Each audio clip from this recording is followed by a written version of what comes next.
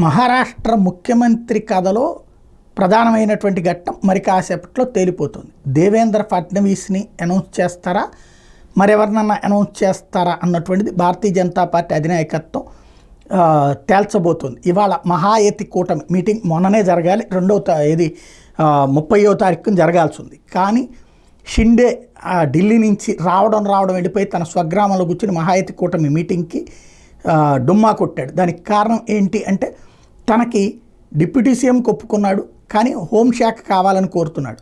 అదే సమయంలో తన కొడుకుని డిప్యూటీ సీఎం చేయాలని కోరుతున్నాడు. వీటికి అధినాయకత్వం బీజేపీ అధినాయకత్వం నిరాకరించడంతో అతనిలో ఆగ్రహం కట్టలు తెంచుకుని వెళ్ళాడు అన్నటువంటిది ప్రధానంగా వినబడుతోంది. అయితే ఇవాళ మహాయతి కూటమి మీటింగ్కి ఓకే చేశారు. అందులో షిండే కూడా అటెండ్ అవుతానని ప్రకటించడం అన్నది ఇక్కడ కీలకం.